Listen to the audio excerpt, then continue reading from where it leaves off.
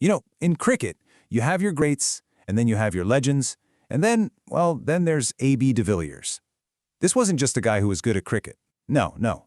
This was someone who played a completely different game from everyone else. It was like he'd found a cheat code for physics, totally rewriting the rulebook on what a batsman could actually do. So I want you to put yourself in a bowler's shoes for a second, the best in the world, and you're facing him. This question, it wasn't just a strategic problem. It was a full-blown nightmare that kept an entire generation of elite bowlers up at night. Seriously, for years, nobody had an answer. Because when AB was out there was literally nowhere to hide. Every single part of the ground was a danger zone. And of course, that kind of talent gets you a nickname, Superman. And you know what? It wasn't just for his batting. Oh no, you had to see this guy in the field. He was an acrobat, pulling off these insane gravity-defying catches and saves. He was the total package, the kind of athlete who could just flip a switch and win you the game all by himself. But Superman wasn't even his most famous nickname.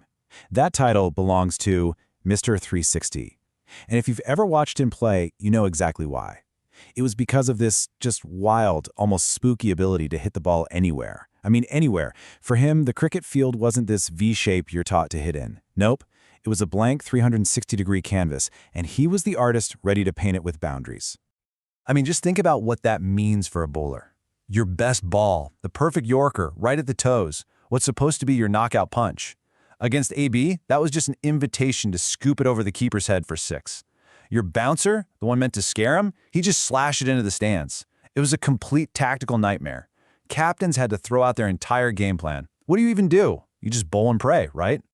So when you see an athlete this incredible, the stories start to pile up, right? And with AB, they became almost legendary. Myths about him being a world beater in a dozen other sports. But here's the thing. To really get to the heart of what made him so special, we've got to peel back those myths and find the truth. Let's separate the man from the legend. Okay, so let's get into it. The man himself actually cleared all this up in his book. All these crazy claims, national badminton champ. He says, I played one game in my life. Junior Springboks rugby captain? Nope, never happened.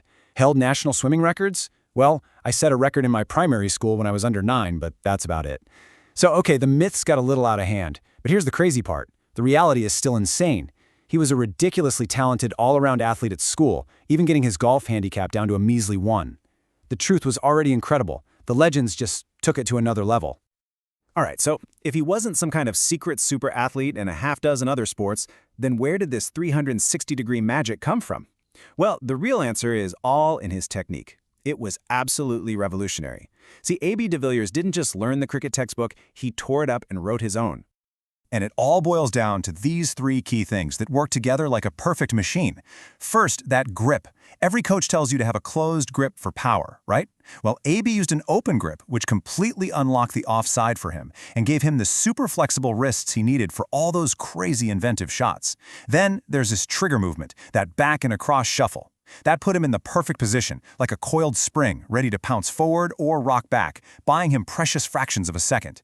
And finally, that low, crouched stance. That was the secret sauce. It gave him a super low center of gravity, letting him get under the ball to play shots like that famous scoop, shots bowlers probably didn't even know were possible. So, once he put that whole blueprint together and perfected it, oh man, the results were just devastating. Absolutely devastating. He wasn't just scoring runs anymore. He was scoring them at a pace that just completely broke the game. He basically broke the speed limit of ODI cricket. Picture this, January 18th, 2015, South Africa versus the West Indies. He comes in and gets to his 50 in 16 balls. 16! That is just mind-bendingly fast. The fastest half-century in ODI history. Boom. But hold on, he wasn't even warmed up yet. He just kept going, completely blitzing his way to 100 in a staggering 31 balls. 31. Another all-time record just gone, obliterated. And he still wasn't done. He powers on to 150 in just 64 balls, the fastest 150 ever. This wasn't just a quick burst of scoring, this was sustained, unbelievable, almost impossible destruction.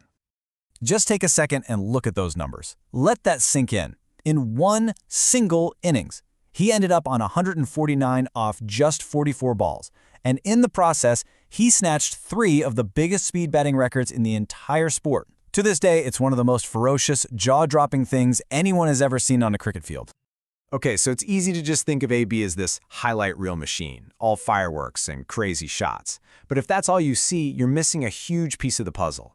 His genius wasn't just about flash. It was built on a foundation of pure grit, incredible endurance, and next-level physical fitness.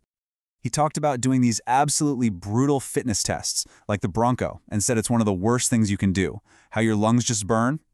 That's the engine behind all the magic, you see? That's the elite athleticism that let him pull off those superhuman dives in the field, and it's what gave him the core strength to keep playing those explosive 360-degree shots over and over again without tiring. And if you want proof of his versatility, look no further than these two test matches, played just 1 week apart against Australia. It's incredible. In Adelaide, his team needed to save the game. So what does he do? He becomes a brick wall. He bats for over 4 hours, faces 220 balls, and doesn't hit a single boundary, just to make sure they get a draw. 1 week later, in Perth, the team needs a win, so he completely transforms into a wrecking ball, smashing 169 to dominate the exact same bowlers and win the whole series.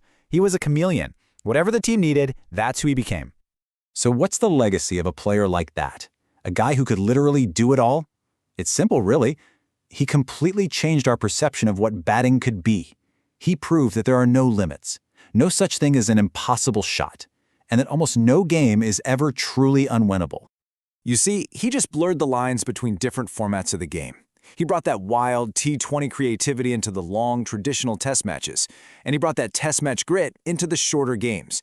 He basically gave a whole new generation of players, guys like Virat Kohli and Suryakumar Yadav, who say he's their inspiration, permission to be creative, to be audacious. Those unorthodox shots we see all the time now, the scoobs, the ramps, a lot of that becoming mainstream, that's down to him. It really makes you wonder, doesn't it? What would the game even look like today without him? He was truly a once-in-a-generation talent, a player who left a permanent mark on cricket. He wasn't just another great player. He was a revolution wearing pads, an absolute, undeniable 360-degree genius.